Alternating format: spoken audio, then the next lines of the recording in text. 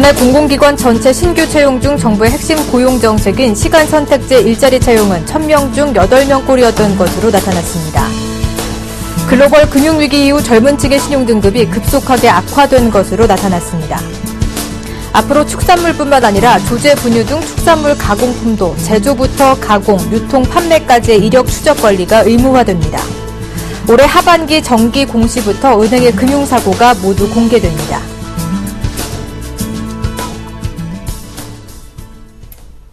시청자 여러분 안녕하십니까? 센 경제현장의 정혜림입니다. 코스피 지수가 외국인의 거센 매도 공세에 1940선마저 내주며 8거래일 연속 하락 마감했습니다. 오늘장 마감 소식 증권부의 박준석 기자 연결해 알아봅니다. 안녕하십니까? 예, 안녕하십니까? 네, 오늘장 마감 소식부터 전해주시죠. 예, 코스피 지수가 외국인 매도세에 1940선마저 내주고 말았습니다. 오늘 코스피 지수는 전 거래일보다 19.56포인트 하락한 1939.88의 장을 마감했습니다. 코스닥 지수도 전 거래일보다 8.31포인트 내린 550.35포인트의 거래를 마쳤습니다. 원달러 환율이 하루새 8원 가까이 폭락하자 대형 수출주의 가격 경쟁력에 대한 우려가 커지며 투자 심리가 위축된 것으로 보입니다. 또 환율 하락에 외국인이 차익 실현에 나선 것도 지수의 악재로 작용했습니다. 이날 외국인은 3천억 원가량을 순매도했습니다. 개인은 2,500억 원, 기관이 630억 원가량을 순매수했으나 지수 방어에는 역부족이었습니다. 은행을 제외한 모든 업종이 하락했습니다. 운수창고가 2% 이상 급락했고 종이목재, 건설업, 화학, 통신업 등도 약세를 보였습니다. 시가총액 상위 종목도 대부분 약세였습니다. 현대모비스가 3% 이상 빠졌고 LG화학과 삼성생명도 각각 2% 넘게 밀렸습니다. 네, 그렇군요. A등급 회사채 발행이 올 들어 최고치를 기록하면서 회사채 시장이 살아나느냐에 대한 기대감도 높아지고 있다면서요? 네. 지난달 신용등급 A인 기업의 회사채 발행액이 올 들어 최고치를 기록하면서 회사채 시장 회복에 대한 기대감이 높아지고 있습니다. 7일 금융투자업계에 따르면 지난달 A등급 회사채 발행액은 8,900억 원으로 집계됐습니다. 올해 1월부터 3월까지 매달 회사채 발행액이 5천억 원을 밑돌았던 것에 비하면 놀라운 수치입니다. 경기 회복에 따라 하반기 금리 상승 가능성이 커지자 조달 비용 상승을 우려한 발행 기업이 선제적으로 자금 조달에 나선 것으로 보입니다. 수요 예측에서도 A등급 회사채의 인기가 두드러지고 있습니다. A0 등급인 메가마트의 3년물 회사채 수요 예측에서 발행 예정액 300억 원의 3배에 육박하는 850억 원의 자금이 몰렸습니다. 현대 B&G 스틸, 하이트 진로, 현대 로템 등의 수요 예측에서도 예정액보다 2배에서 5배 많은 자금이 몰렸습니다. 그러나 전문가들은 지난달의 회사채 특수를 회사채 시장이 살아나는 신호로 해석하기에는 아직 무리라는 반응을 보였습니다. KDB 대우증권의 강수현 연구원은 금리가 오르지 않다 보니 AA 등급 회사채에 몰리던 투자자들이 금리 혜택을 조금이라도 더 누리기 위해 펀더멘탈이 양호한 A등급 회사채에 선별적으로 투자하고 있다며 A등급 회사채 중에서도 내수업종이나 현금 창출이 가능한 산업에 국한돼 투자되고 있는 만큼 회사채 전반에 대한 긍정적 메시지로 해석하기는 어렵다고 설명했습니다. 네, 그렇군요. 일반 투자자 사이에서 일반 공모 유상증자 청약 열풍이 불고 있다고요? 예, 일반 투자자들 사이에서 일반 공모 유상증자 청약 열풍이 불고 있습니다. 일반 공모 유상증자 시에는 통상적으로 할인된 가격에 신주가 발행되기 때문에 상장 이후 단기 차익을 노릴 수 있기 때문입니다. 7일 금융투자업계에 따르면 지난달 28, 29일 진행된 YG 엔터테인먼트의 일반 공모 유상증자 결과 발행 예정 주식수 4만 6천여 주에 3,281만 주가량의 청약이 몰려 청약 경쟁률이 706.6대 1에 달했습니다. 소주 제조업체인 보혜 양조도 일반 공모 유상증자에서 흥행에 성공했습니다. 구주주 청약에서 발생한 실권주 및 단수주를 대상으로 진행한 일반 공모 유상증자에서 발행 예정 주식수 약 681만 주에 약 8억 6,723만 주가 몰렸습니다. 청약 경쟁률은 126.6대 1을 기록했습니다. 제1제강공업 역시 지난달 10일과 11일 일반 투자자를 대상으로 구주주 배정 후 발생한 실권주 및 단수주를 공모한 결과 약 22만 7천 주 모집에 약 1억 5,900만 주 청약이 몰려 700.4대 1에 달하는 청약 경쟁률을 보였습니다. 일반 공모 유상증자에 돈이 몰리는 것은 단기 차익을 거둘 수 있기 때문입니다. 한 증권사 연구원은 보통 신주는 기준 주가보다 낮은 가격에 발행되기 때문에 유상증자에 참여해 현재 주가보다 낮은 가격의 신주를 매입하고 상장 직후 매도하면 단기 차익을 얻을 수 있다고 설명했습니다. 네, 잘 들었습니다. 지금까지 증권부의 박준석 기자와 함께했습니다. 오늘 말씀 고맙습니다. 감사합니다.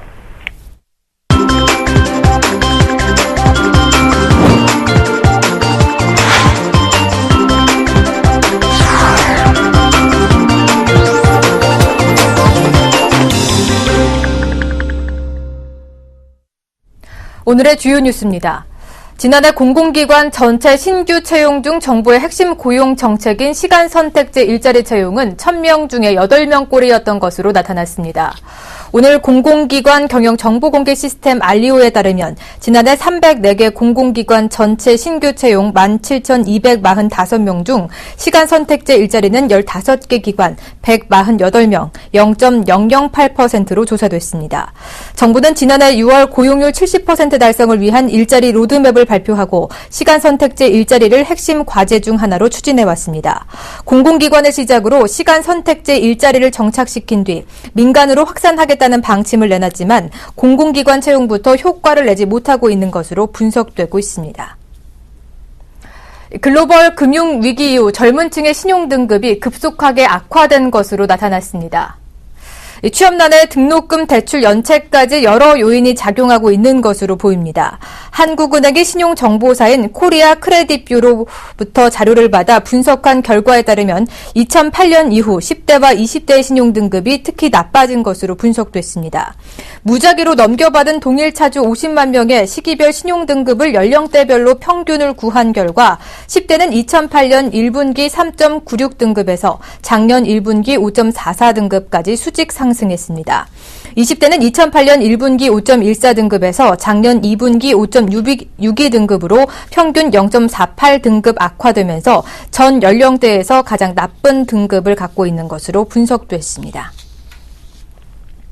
앞으로 축산물뿐만 아니라 조제, 분유 등 축산물 가공품도 제조부터 가공, 유통, 판매까지의 이력 추적 관리가 의무화됩니다.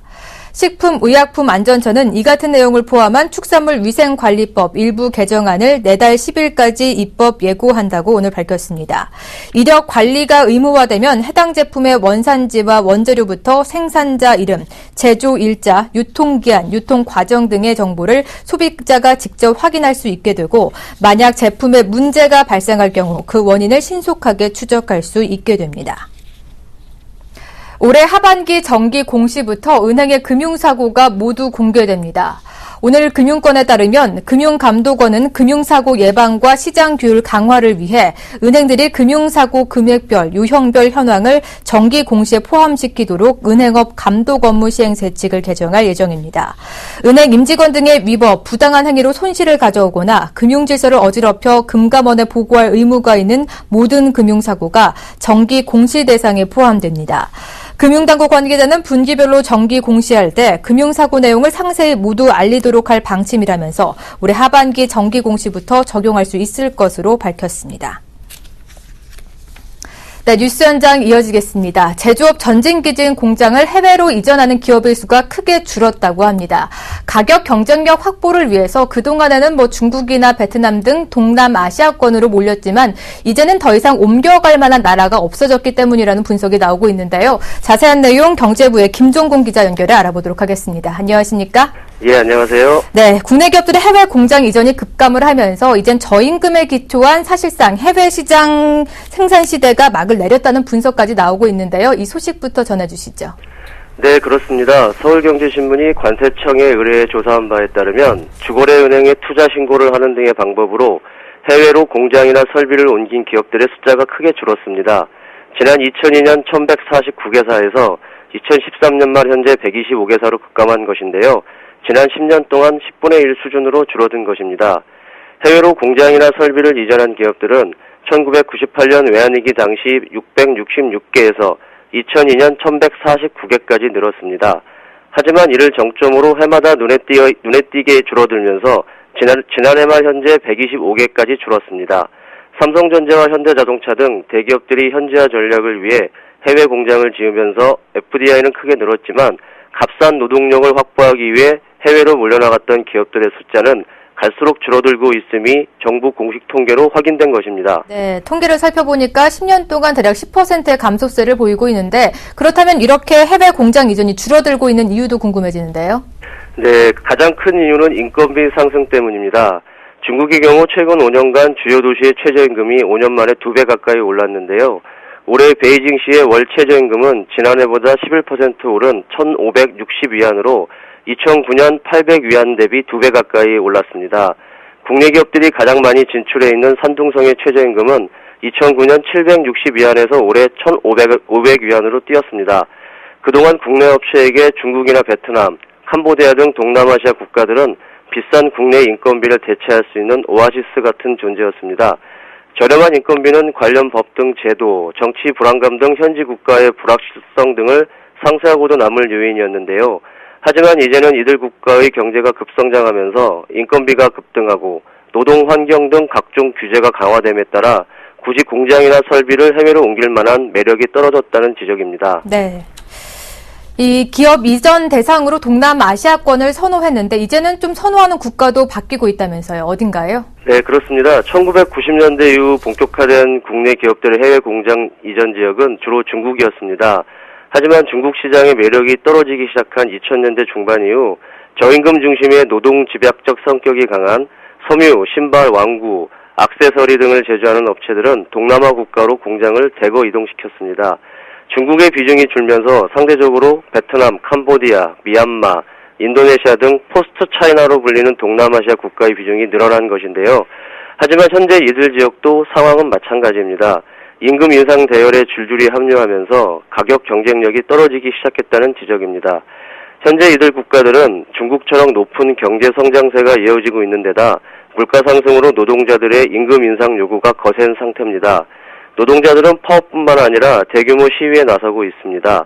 올해 초 캄보디아에서 벌어진 봉제업체 노동자들의 최저임금 인상 시위와 지난해 방글라데시 의류 노동자들의 대규모 시위가 대표적입니다. 현재 진출해 있는 국내 기업들은 인력난이 심각한 만큼 이들 국가의 임금 인상 요구를 받아들이지 않을 수 없어 곤혹스럽다는 반응입니다. 네. 이렇게 기업들의 해외 이전 사례가 급격하게 줄어들긴 했지만 한편으로 본다면 국내 제조업 환경이 또 좋아졌기 때문은 아니라는 평도 나오고 있는데요. 어떻게 보고 계십니까? 국내 제조업 환경은 여전히 과도한 규제, 경쟁적 노사관계, 반기업 정서 등 현실의 높은 벽에 가로막혀 있습니다. 삼성전자, 현대차 등 국내 대표 기업들이 공장을 해외로 옮기고 국내로 들어왔던 한국 GM 등 글로벌 기업들이 생산 거점을 다른 나라로 이전하려는 움직임도 이 때문이라는 지적이 많습니다. 상황이 이렇다 보니 고질적인 인력난에 시달려온 중소기업들, 특히 저임금에 의존해온 기업들의 고민은 갈수록 깊어질 수밖에 없습니다. 제조업 경쟁력은 결국 생산성 문제로 귀착될 수밖에 없는데요. 국내외 어디를 둘러봐도 마땅한 해결책을 찾을 수 없기 때문입니다. 국내 제조업 환경이 열악하다는 것은 최근 조사에서도 드러납니다. 정경련이 중국에 진출해 있는 한국 기업 200곳을 대상으로 조사한 바에 따르면 중국 내 생산 및 판매 거점을 다른 국가로 이전을 고려한 적이 있다고 밝힌 기업은 13개사로 나타났습니다. 기업들이 이전을 고려한 국가로는 베트남, 인도네시아, 미얀마가 거론됐지만 한국으로 복귀하겠다고 응답한 기업은 단 한 곳도 없었습니다. 한국으로의 유턴을 고려하진 이유에 대해 기업들은 국내 내수시장 협소, 높은 인건비 등 때문이라고 밝혔습니다. 한마디로 해외에서 제조업을 하기도 힘들지만 아직 국내로 돌아올 요인은 별로 없다는 얘기입니다. 기업들을 국내로 유치하기 위한 다양한 대책이 필요한 때입니다. 네, 이렇게 해외 인건비는 높아져만 가고 또 국내 제조업 환경도 열악해져만 갑니다. 기업들의 보완책이 하루빨리 마련돼야 할 것 같습니다. 오늘 말씀은 여기까지 들어보도록 하겠습니다. 지금까지 경제부의 김정곤 기자와 함께했습니다. 오늘 말씀 고맙습니다. 예, 고맙습니다.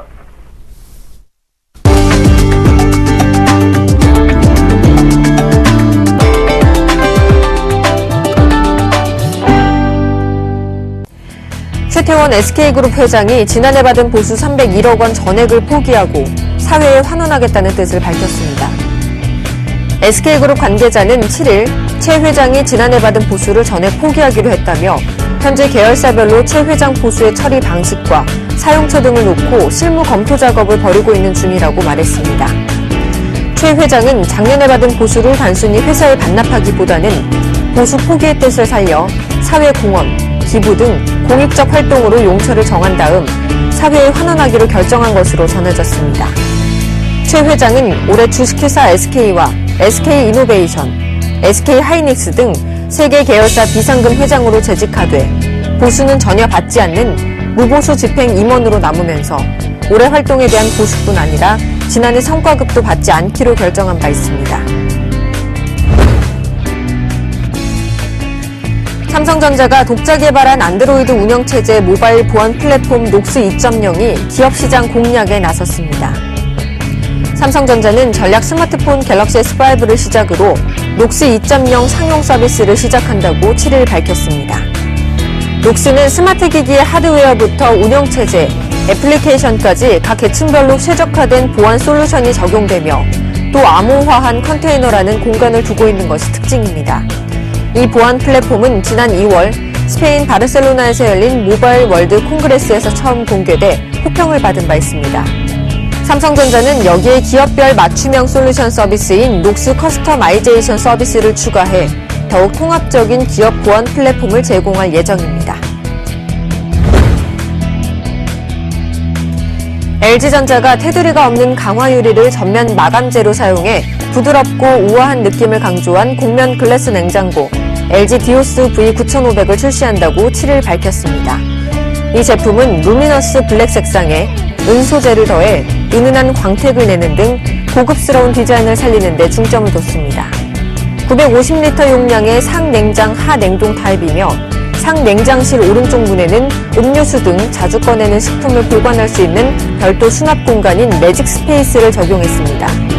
투명창으로 보관한 채소를 바로 확인할 수 있는 알뜰 야채실, 치즈나 냉장육 등을 손쉽게 보관할 수 있는 멀티 수납 코너, 여러 가지 양념을 한 번에 꺼낼 수 있는 양념 이동 선반 등 다양한 수납 공간으로 편의성을 높였습니다. LG전자는 출하 가격을 610만 원대로 책정했습니다.